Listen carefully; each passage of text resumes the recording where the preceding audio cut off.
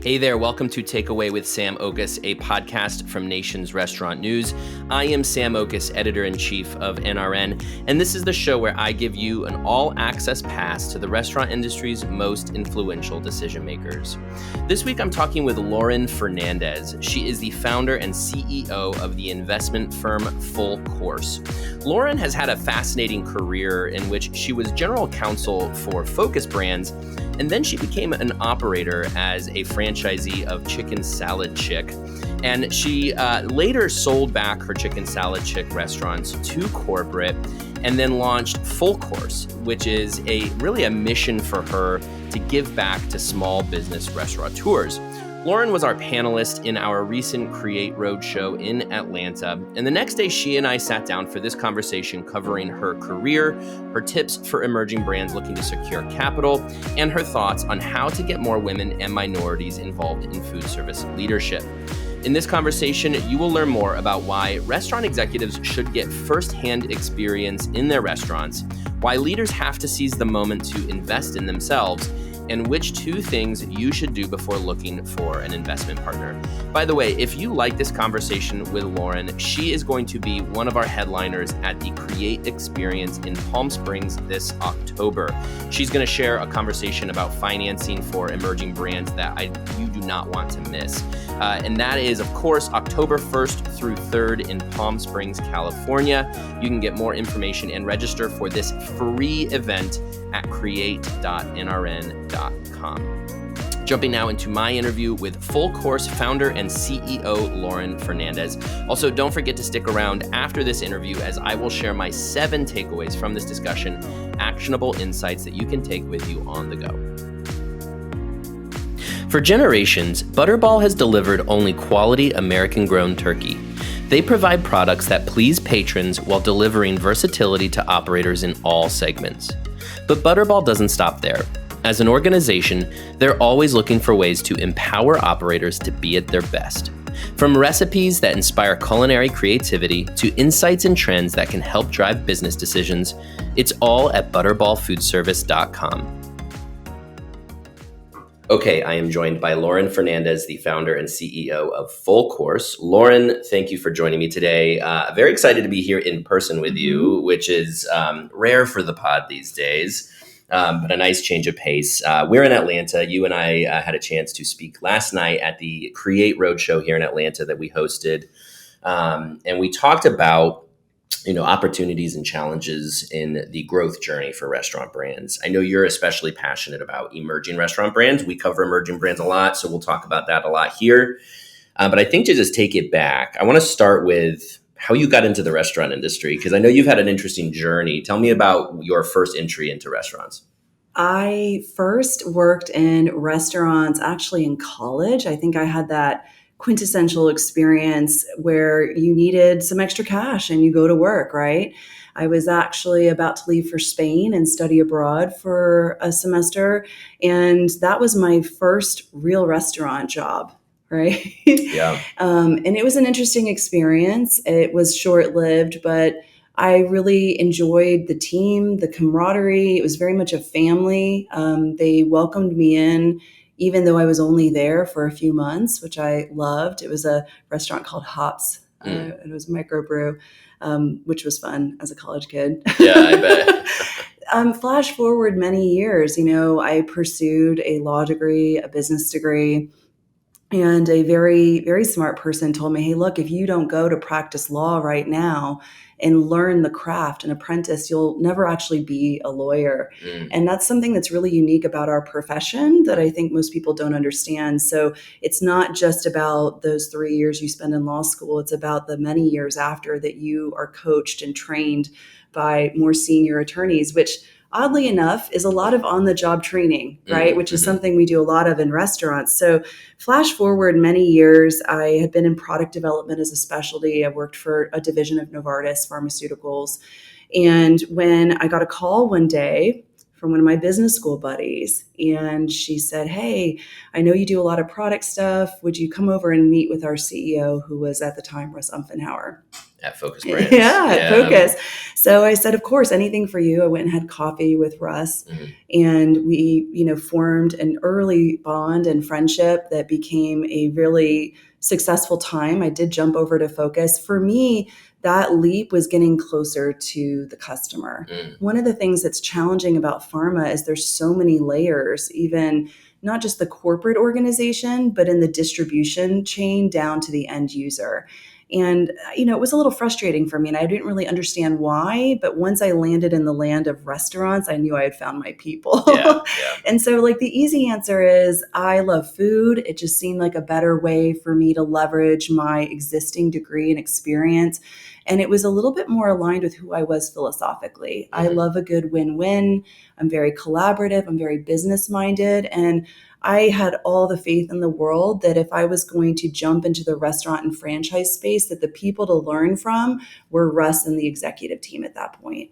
So tell me about that experience at Focus. What did you learn from Russ and the team? I mean, what's the process of being, general counsel? Is that your title? What's that process like at a brand or a company like Focus? So under Russ's leadership, the first order of the day was always the franchisees. He came from a multi-unit, I'd say mega franchisee himself. He owned over 800 Arby's before he joined Focus as the CEO. He was very successful with his company, RTM. But I think it was so much more than that. And I'll never forget, I hit the ground running. I was like, okay, give me a list. I want your docket sheet. Show me all the things that legal has stacked up to do. And he was like, you're actually going to spend the first 60, 90 days in the field training. So I did. I went and did the training for all of the brands. And that allowed me, it was brilliant. Oh my God. For me, it was frustrating, right? Yeah. Because I just wanted to get to work. What does it have to do with law? You're probably thinking. Well, I just was like, let me help you. Yeah. And he was so wise to do that because number one, it shored up my operational knowledge of the brands and gave me a really solid foundation for understanding what their needs were. It was a running head start. Obviously, that's an ongoing conversation. But it also gave me, I think, a chance to connect with those brand presidents and really understand what their issues were. And I went through, in some cases modified, but pretty much like franchisee training. And so that also gave me an interesting point of view on what our franchisees go through when they're getting trained on these brands. And that was so foundational, right? You have to sit in their shoes. You've got to walk that walk with them. And I did the best I could at that time with that background as counsel for the company. And I don't think I really even understood what that walk was like until I later became an operator. But I love that notion, right, of deep empathy for the operations side of the business. And that always is really about people. Right. And I imagine you got the bug at that point because here you get into the restaurant industry, as you mentioned, you found your people. But you went so far as to become an operator, to your point. So tell us about that process of transitioning to the operator side of things. Why did you want to make that journey? Yeah, so I am a born entrepreneur. My parents will tell you I think I started my first business officially at 14.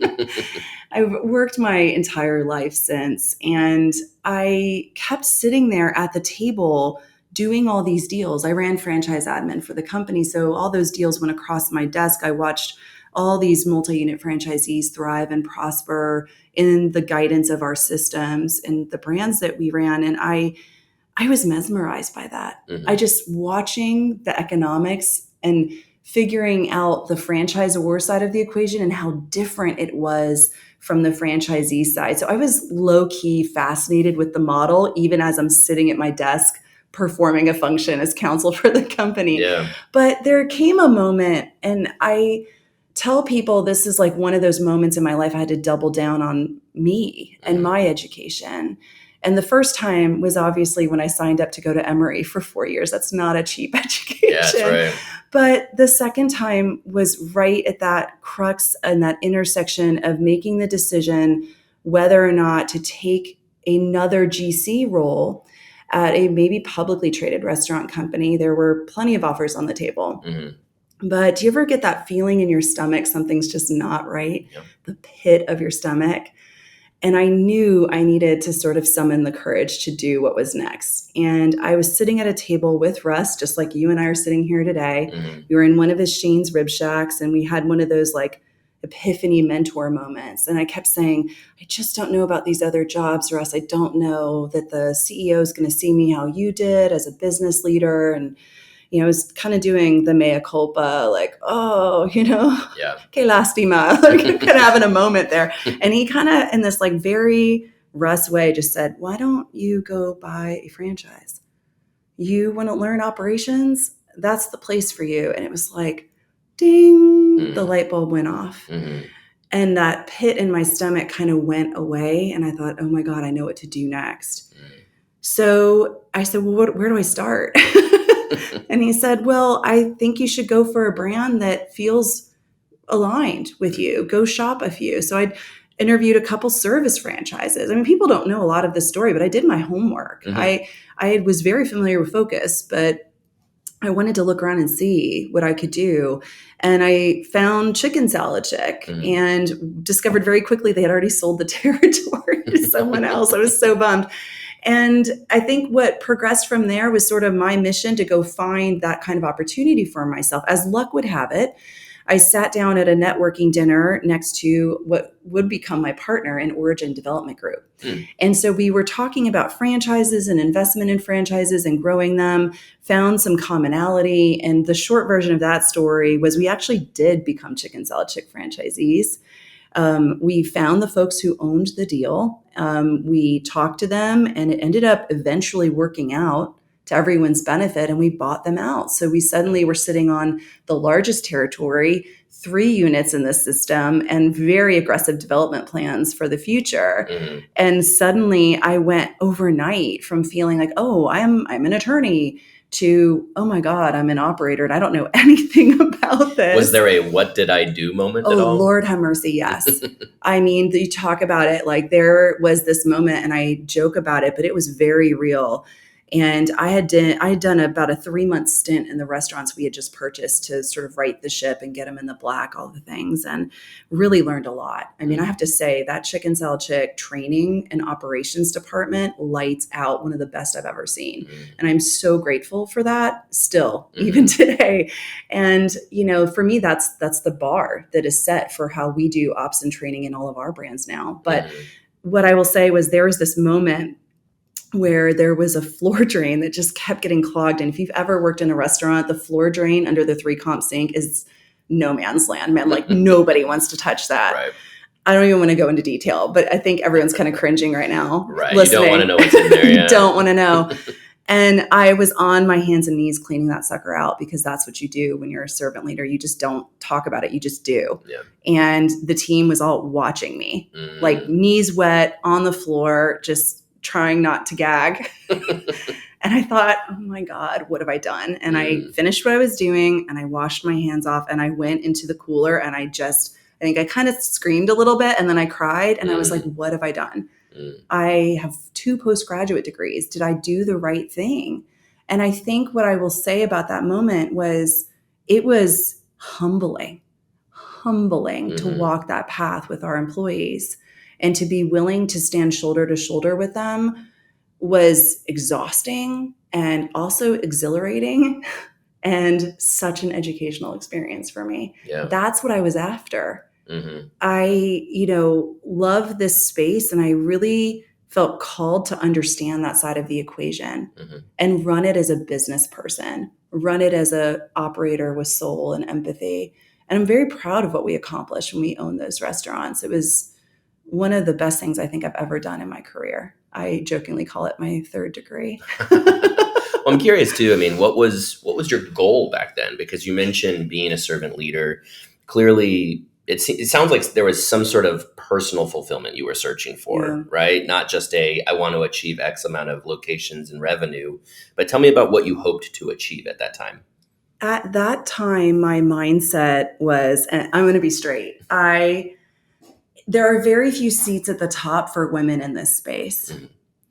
And I knew that if I were ever going to make the leap from general counsel, just general counsel, air quotes there, to any other type of leadership position, I had to prove that I could do operations. I had to have that notch in my belt. I don't think there's any other way to explain it. So I figured, okay, best case scenario, I'm learning this industry from the other side. I'm creating an asset for me and my family. I'm really having to grow and expand myself as a leader. And worst case scenario, I've checked the box, right? So that if this goes to hell, right, which it didn't, obviously. But this is me, right? I'm always like best case, worst case scenario and plan accordingly, right? It's a little bit of my lawyer risk mitigation, I guess. But I thought, well, I've checked the box and I can always go back to what I love to do at Focus. I can always go back and be a GC, but I can also be more at this point. Right. And I want to be honest about that, because I think one of the things that a lot of women in our space, especially, and I'll just say this about all folks who are underrepresented in leadership in our industry or even ownership, is I doubled down on myself in that moment. I invested in me and in a moment that allowed me to continue to stretch and grow. I raised my hand. I took that opportunity. I took that chance. And I don't think we'd be sitting here today without that experience, because what happened after was this awareness, like, oh my gosh, now I'm in a position where I can turn around and help other people on that journey. And I think I started out maybe a little selfishly trying to prove something, learn something, and get something for myself. But this industry had other plans for me and the people in it had other plans for me in my future, which I willingly accept. And I'm happy that I had that experience, because without it, we wouldn't be sitting here. Sure. Yeah. And you grew your chicken salad franchise to 11 locations. Is that right? 11. And we had 3 more in development in various stages of, shovel and ground kind of stuff. And then we had 3 non-traditional units that we operated, a full catering system. And we were also the test market for delivery at that time. Incredible. Which was fairly new. Yeah. And what time frame are we looking at? How many years were you in the chicken salad business? It was a little less than 3 years. Okay. Because then what happens is Chicken Salad Chick moves their headquarters to Atlanta. Yeah. So we exited our units in 2018. It was just the right time for the brand for us to exit and continue to support the brand, really. I think by allowing them to take over our stores, they turn them into company stores. And one of them is, I think, a training store now, and allow them to have the space to kind of breathe and grow in their own backyard, moving the HQ here, which I was fully in support of. There's a great talent pool here in Atlanta. As we discovered last night, So, absolutely. So that exit happened in 2018. And I had a good minute to think about what I wanted to do next. And I think that was a really hard lesson for me to learn, that sometimes in life, even if you're a doer and you're constantly moving, you need the time and space to allow the fullness of your experience to kind of sink in and to have its effect. And man, did I do some soul searching in that time off. I took most of 19 off and really started workshopping what became Full Course. And I think without that time and space, we wouldn't have had such an elegantly crafted and solution, if you will, for what we saw as the major problems for growth in the industry. So you didn't want to just jump back into another franchise? I considered it. Okay. I was surrounded by a lot of folks who thought that might be the best next thing for me, to push my chips back in and become another multi-unit franchisee, find another brand that could use my help as an early stage developer, as a franchisee. And I think what I struggled with the most was it wasn't a full utilization of my talent. And I speak to this often, but one of the guiding principles in my life is something my parents taught me, which is you will be blessed in life with talent and opportunity and education and your experience. And the real question is, are you using those things in service to others? For me, I felt the edges of the franchise relationship, which was interesting, right? Because I used to sit in the compliance seat for Focus, telling franchisees to lovingly get back into the system and get compliant, right?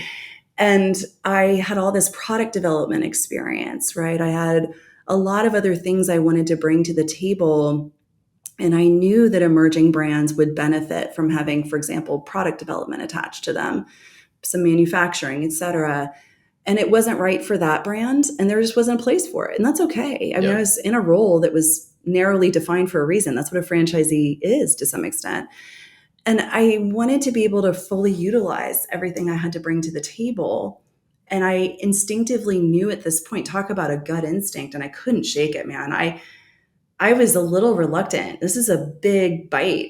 Yeah. This is a big ask. It's a big task, what we do at Full Course. In my heart, in my gut, I knew we had to do it. I was sort of reluctant for the better part of that year. I kept pressure testing it every way. Here's the lawyer in me again, right? I'm like, how do I mitigate the risk on this? How can we do this best? And I just, at the end, had so many people around me who were like, you've got to do this. And I remember one day we were sitting in this beautiful lake house. We'd taken a few days off, and my husband and I were sitting by ourselves. And he looked at me and he just said, if you don't do this, nobody else will. And there was just this profound silence afterwards. And I was like, here we go. But I want to be honest about that, because I think that what people see is the polished, right, outside version, but it took a lot of thinking, a lot of time, a lot of planning, of course, a lot of investment. And for us to get to this place where we have these beautiful offerings for folks, it didn't just happen overnight. Right. So what is the, elevator pitch for Full Course? Because you're a unique firm, what you guys are doing. Give our audience just an idea of what Full Course is, how you wanted to make it a little bit different. Right. So we looked at other industries, and a lot of this is my experience that I bring to the table from other kind of channels and verticals that I've worked in. We are the industry's first and only incubator and accelerator for food brands. We support founders and owners with education, operational support. We do not take over their business. We provide them with an absolutely best-in-class development team so we can focus on their growth while they get to do what they do best, which is lead their team and help their business thrive operationally. And we back that with our fund, where we can put the right kind of fair and equitable capital behind those brands. And it's with a high degree of empathy, because we've all walked that walk. So this investment model, our education nonprofit, the consulting and coaching work we do, all of it is informed by our many years as experts in the industry. Make no mistake. But the one thing that really differentiates us is that high degree of empathy, because we've walked the walk. I know that, last night you were saying that one of your requirements for an investment that you make is you have to have one restaurant open for 1 year. And I don't want to call it a low bar, but when you compare it to a lot of private equity firms, traditional private equity firm, that's a lot less of an expectation. But you are passionate about giving to emerging brand restaurants and restaurant leaders. Why is that so important to you? I see that struggle, that hustle, and that single unit operator. That is 70% of the million restaurants in the US. That is the bulk of our industry right there. And at its core, if you have ever operated a restaurant, franchised or not, you know that that's a family business, right? My husband had a name tag. Our daughter had a name tag. It was real, and it's consuming. And I feel that. I desperately want to help them succeed. The challenges that they face are enormous, because they're in a very fragmented space as independents, especially, and they often don't know or have access to the right resources, the right education and training on how to grow their business, and more importantly, again, the right capital structure, whether that's debt or equity. So much of what we do is actually focused on educating those owners. And Full Course's investment may not be for them, but we still have other resources that can help them lift up their struggle, right? Make it a little easier and carry that load with them, and also give them opportunities to reinvest in their people, right? Because again, if you really think about what this industry is about, it's about folks. It's about the people we serve, the jobs we create. We're the fourth largest employer in the United States. 50% of Americans report their first job was in a restaurant. What an enormous opportunity for us to change lives. Right. And I think if you give those tools to those 700,000 restaurateurs, they'll take them. they'll use them. And then you start seeing incremental and then explosive change in our industry on how we treat folks and how we better their lives. Yeah. I know you also are very passionate about partnering and aligning with folks in underprivileged communities, underrepresented in the industry. Last year, I should say too, we named you to the Power List for these efforts. Thank you. This is very cool. All of this is very cool, but that element of it, of course, we all see this industry. There's a lack of representation for women, people of color, of course, et cetera, et cetera. Tell me about that part of this and why that's also important to you. And what kind of change do you hope to bring about? I want to see the change overnight. I'm so impatient for this. I believe that we want to, as Americans, eat food that feels representative of who we are as a culture, of the melting pot that we are.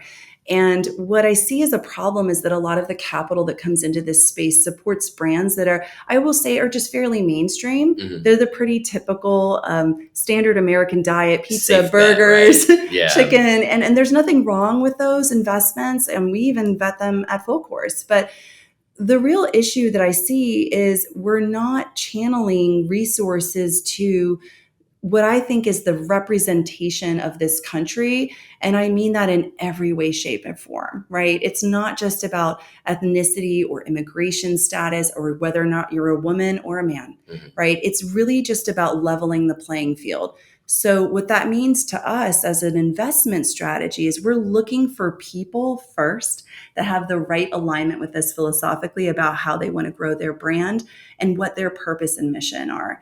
And I will just tell you that as an investor, I love folks who have that level of hustle, their personal commitment to it because it represents their culture or their family story or their struggle and their survival. All of those things are baked into these independent operators. And whether they're minority or not is sort of immaterial. Mm-hmm. What's beautiful about that is they have hustle for days and they are such wonderful partners for us. And look, I understand that.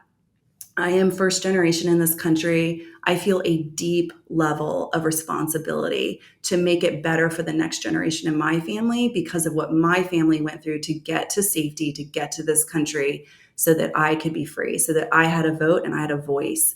It's hard to articulate that feeling of responsibility and purpose that I have. And I know I see it, echoes of it, and sometimes really similar versions of it in some of the folks that we invest in. Mm-hmm. And to me, I will bet on that all day long because they're doing so much more than just creating generational wealth, for example, and a successful business that creates jobs. They're communicating their culture through food.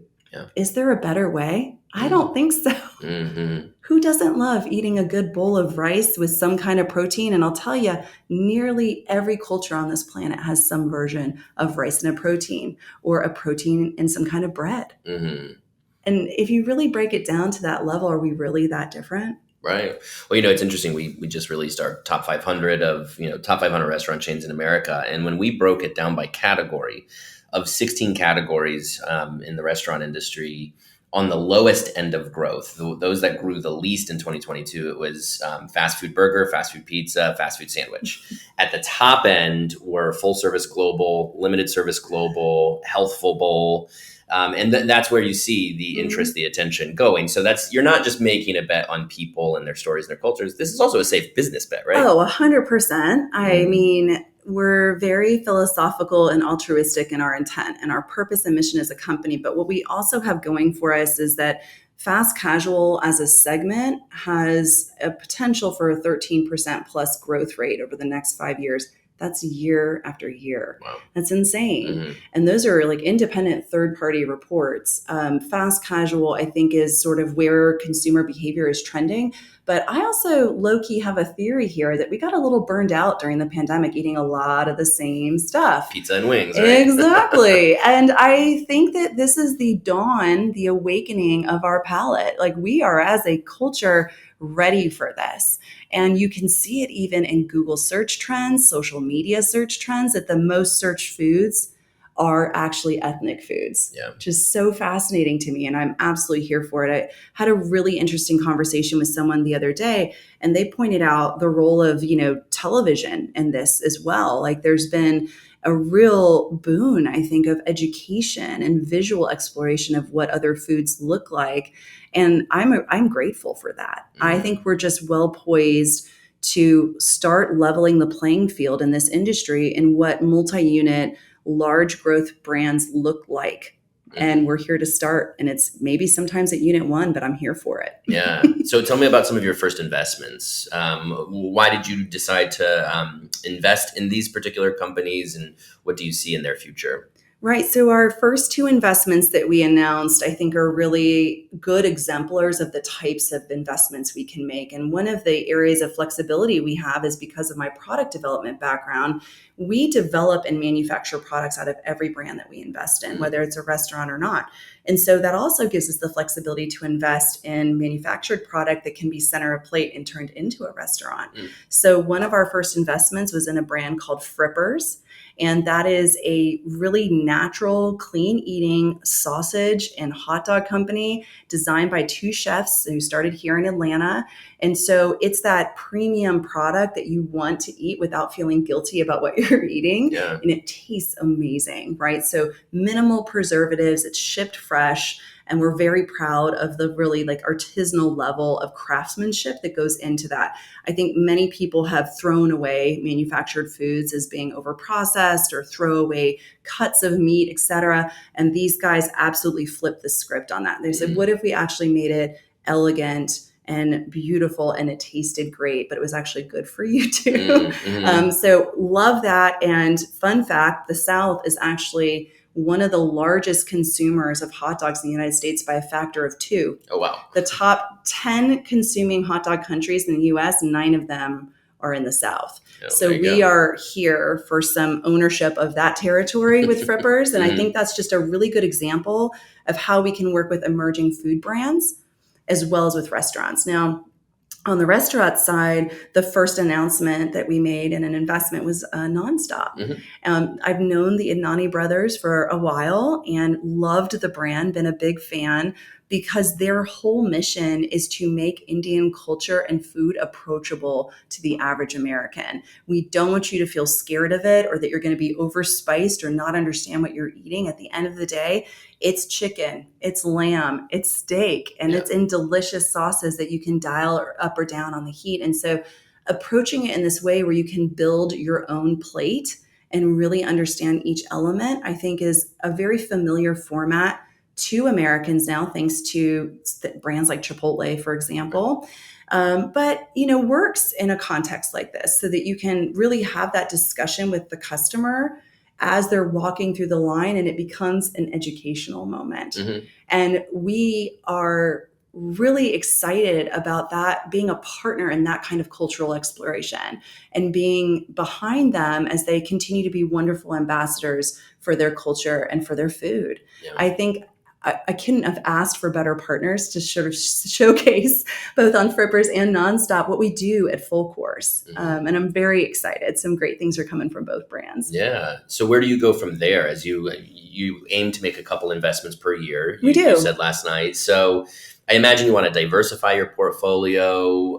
What are some targets? What are some things you're looking at right now? I obviously high bias towards finding a wonderful Hispanic concept. That is, I've said that publicly. So I'm just like, come on, bring it in, bring it on. I think there's so much opportunity there. We're the largest minority population in the United States. And yet the Hispanic culture is defined by over 40 countries and united by one language. So there's so much culinary exploration there.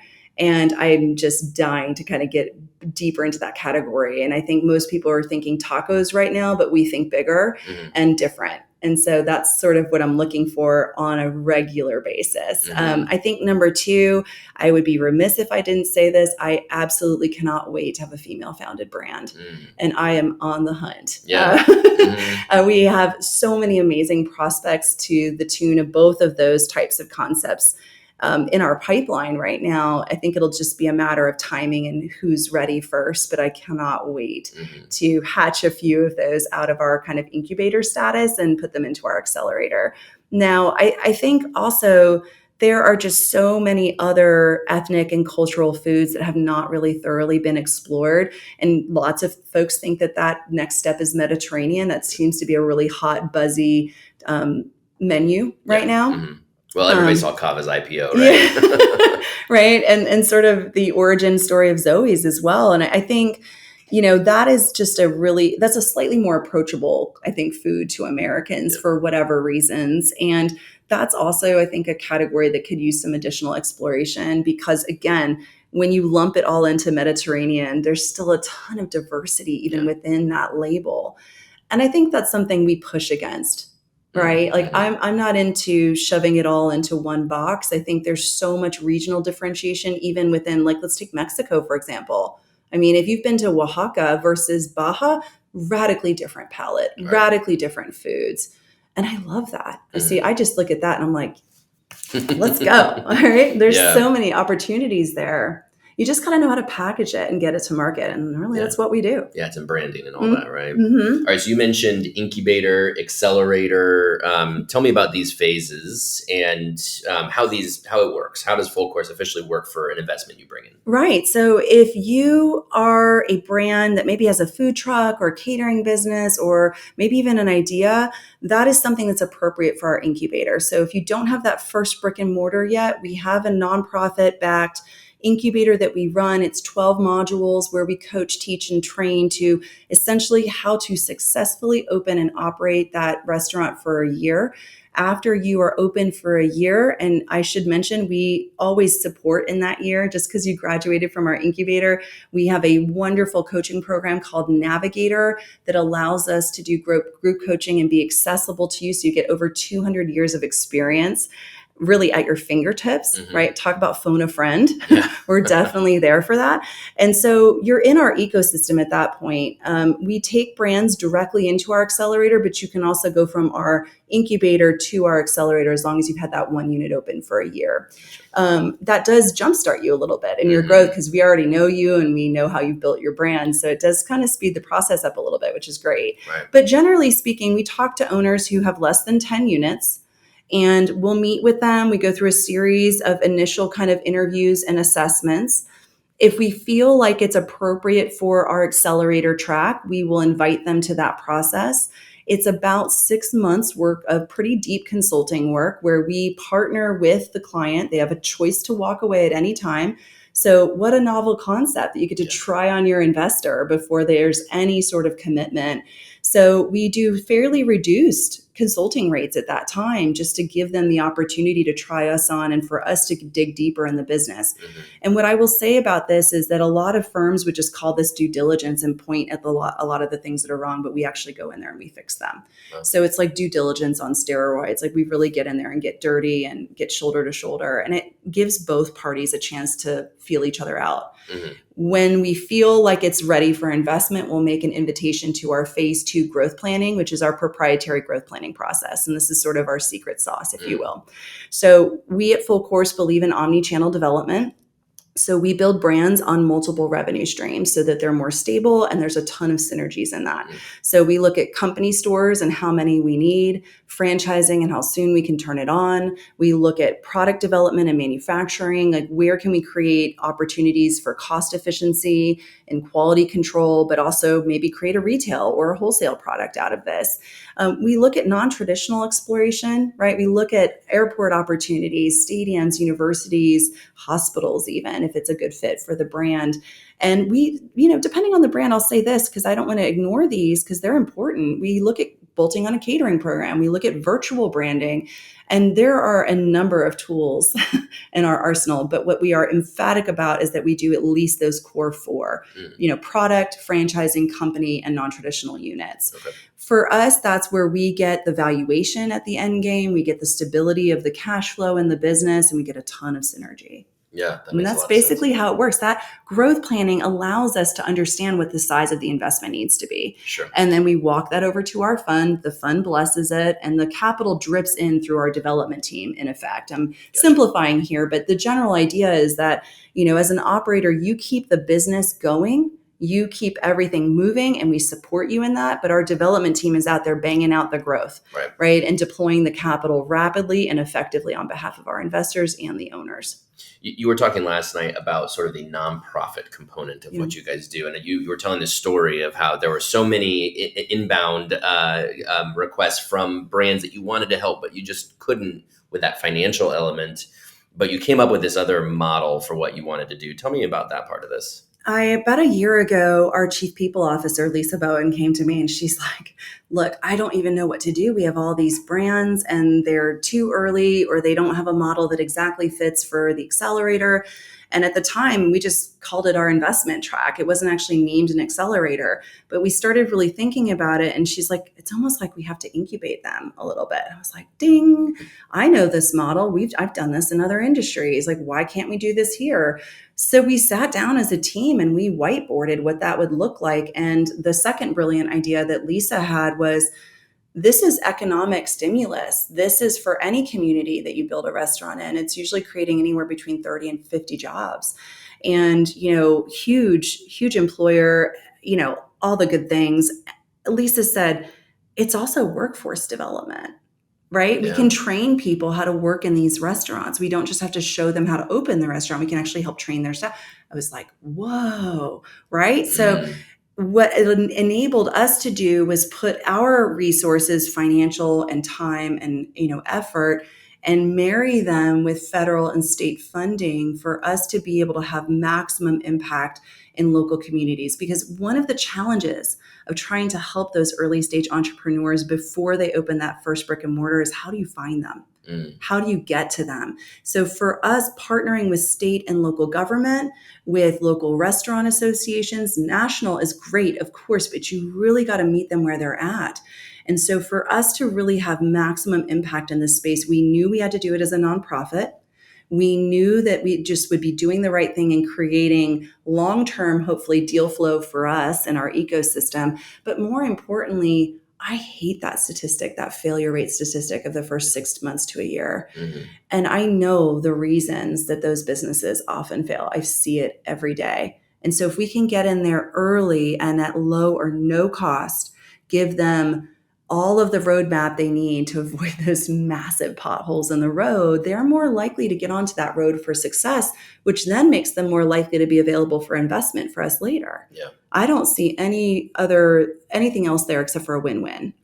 Right. And that's how I roll. Yeah. Well, it's amazing because, I'm curious about your definition of success, because a lot of what you do at Full Course feels pretty altruistic. There's a lot of, you're giving back. You're doing that, providing for the community, providing, for restaurateurs that you felt called to do that.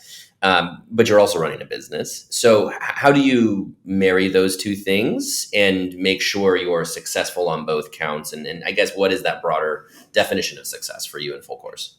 Yeah, this question happens more often than you would ever imagine, right? Because we walk a fine line of honoring founders and their vision, their purpose and their mission, but it has to make financial success and the reality is we have investors we have to pay back. We want these founders to have a very successful exit at some point. We always evaluate the idea or the strategy first as, does it align with the purpose, the mission, the values, and the overall strategy for the brand? And then we evaluate it for its financial consequences. So I think the important takeaway there, and I learned this from my many years as a lawyer, is just don't say no first. Hear all the ideas, hear all of the strategies. You never know where the next best idea for your brand is going to come from. So be open be flexible. And I think that is so anathema for how many investors run their companies. And I'm not trying to be critical. It takes so much more work to do it this way.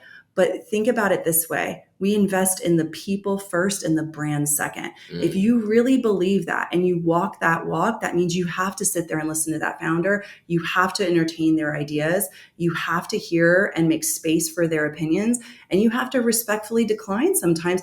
And look, we don't just give a no, we explain. We coach and we explain around why we had to say no. And I can't turn that off. Whether that's my mom vibe or my lawyer vibe, I don't know, but I can't just drop a no and not explain why you just got a no. I want you to understand so that the next time you come, maybe it's packaged a little differently or better. Right. And I think that that's a formula on how we run this company in almost every decision. We have to think about how it affects our people, our stakeholders first, and then we think about our shareholders second. Because here's the thing. I can almost guarantee you that you invest in the people to get the mission done, you're going to return incredible returns for your stakeholders and your shareholders. Right. It makes everybody happy, right? So I don't believe in locking in on the financial trajectory only. It is absolutely vital and a very close second to what the people need first. Yeah, that's great. Lauren, last question for you. A lot of folks who are listening to this are thinking about raising capital, are thinking about growth, wanting to find somebody like Lauren Fernandez in their life, right? What are your suggestions for what they should be doing right now as they prepare? What should they have done before they approach you in full course to seek that kind of financing and partnership? What a great question. So the number one thing that we see, and look, this is true for any source of capital, whether it's debt or it's equity or full course or someone else, it is absolutely imperative that you have clean, reliable financial reporting, right? Your accounting is buttoned up. There's nothing extraneous on there. And it makes it really easy for an analyst to look at it. Again, whether it's a bank or an investor, it doesn't matter. And it's alarming to me how many businesses are run with very rudimentary accounting. You will benefit your business almost instantly if you have a reliable P&L you can read and use to monitor the performance of your business on a daily basis. And that's just for you and your operations, never mind the fact that you're going to need it for when you speak to any sort of outside source of capital. And I hate that that's the driest answer ever, right? I think I will coat it with a little bit of sugar by saying this. Okay. You absolutely need to be clear in your purpose and mission, because that will serve as a filter for who you bring on as a partner in the capital space. And I cannot stress this enough. If you are not clear about what you're about and you vet your partners against that, you might just end up with the wrong investor. I see it happen all the time. So accounting first, purpose and mission second. It's great advice. Lauren Fernandez, the founder and CEO of Full Course. Thank you for joining me today. Thank you so much for having me. Privilege. For generations, Butterball has delivered only quality American-grown turkey. They provide products that please patrons while delivering versatility to operators in all segments. But Butterball doesn't stop there. As an organization, they're always looking for ways to empower operators to be at their best. From recipes that inspire culinary creativity to insights and trends that can help drive business decisions, it's all at butterballfoodservice.com. That was my interview with Full Course founder and CEO Lauren Fernandez. So what should you learn from this interview? Here are my 7 takeaways. My first takeaway is that training in your restaurants gives you a foundation to know what your brand really needs. Lauren told this great story of when she first joined Focus Brands as general counsel, and she was ready to get started, ready to tackle that list of projects of whatever general counsels do for restaurant companies. But Russ Umfenauer, the CEO of Focus Brands at that time, he had other ideas for her. He put her to work in the restaurants and of each of the brands at Focus, because he really believed that would help her to understand what employees and franchisees really need from Focus. And he was right. Lauren said that was a very foundational experience for her because she could really understand, again, what do franchisees need? What is this experience like? How can she best serve them as general counsel? And that experience was everything for her. It's an important note if you're a restaurant leader, executive, if you haven't worked in your restaurants, do that, because doing so will really give you a better understanding, a better foundation of what your brand really is all about. My second takeaway is that servant leaders don't just talk about doing the work, they just do the work. Sort of similar to really understanding what your brand needs and getting in there and working. But Lauren, as a chicken salad chick franchisee, when she first got into that work, again, coming from being general counsel for from Focus Brands, and here she is running restaurants. And you can't just buy restaurants, sit back and let it all happen. You have to really get in there, not just to understand what's happening, but to demonstrate to your employees that you're willing to do the work. And if you're willing to do the work, that means they should be doing the work too. It's all about inspiring your teams and humbling yourself, as Lauren talked about. She says it was humbling for her to be able to get in there and clean the drain. I love that story of talking about cleaning the drain in the restaurant. And it's gross work. It's not what you want to be doing. It's not what you go get 2 post grad degrees to be doing. But Lauren says, again, this was really foundational to her career in doing that. She wanted to be a servant leader.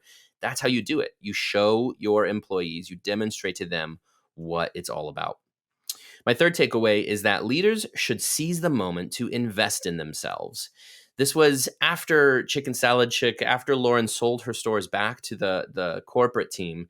She was really searching for what to do for after that and what she wanted to do with her career. She took some time off and she told the story about how she really believed this was her moment to start something that she believed in. And that was the same as when she bought the franchise in the first place, when she first got involved with Chicken Salad Chick. But I think, again, the lesson here is investing in yourself, betting on yourself, doubling down on yourself, as Lauren put it. That happens throughout your career. There are all these moments where you have a fork in the road and your gut may tell you one thing and the world might tell you something else. There might be a safe idea of what you should do and a riskier one, but one that you feel more passionate about. Make that bet on yourself. Invest in yourself. Choose that thing that you think you really are destined to go do, and it could open so many doors for you. And as Lauren talked about where she is today with Full Course, it wouldn't have happened if she hadn't have taken these moments getting into franchising and launching Full Course. None of this could have been possible without just betting on herself and investing in herself. It's particularly noteworthy to mention, as she talked about, this is true, especially true of women and minorities in food service. The reason often she believes, and I think is certainly true, that you don't see a lot of women and minorities in positions of power in the food service industry is obviously so much is working against them, and it can feel intimidating and hard to bet on yourself when so much of the deck is stacked against you. But you have to take that step, make that bet on yourself, open those doors, because it could lead to really, really big things. My fourth takeaway is that most American restaurants are independents who just need resources to get to the next level. Lauren threw out the statistic in our conversation that 70% of restaurants are independents. They have one location. I can't verify that number, but I think it sounds about right. The vast majority of restaurant brands are independent brands, mom and pop operations, people with a dream, a passion, and they don't know how to get to that next level. Maybe that person is you. And Lauren has a real heart for this community. At Full Course, she wants to provide those resources to these folks to get to the next level, whether that's through education, whether that's through investment and capital. But the fact of the matter is there are resources out there available to you. I tell this story a lot when we go around the country to engage with restaurant operators in cities, as we did at the Atlanta Create Roadshow, which is where Lauren participated in a panel. We get out there and often folks don't even know this podcast exists, that a magazine exists. Of course, if you're listening to this now, you know this exists. But the fact of the matter is so many folks or their head is down. They're working in their restaurants every day. They don't have the time and the know-how to access some of these resources. And those resources are there for you. And so what Lauren's trying to do is show them those resources. Here's the education you need. Here's the capital you can get. Here's the path to going from one location to two. And I think it's just really important to keep that in mind. For you, if you only have one location, just know there are resources out there for you. If you know other people who are one location and want to grow but can't do that, how can you be that resource to them?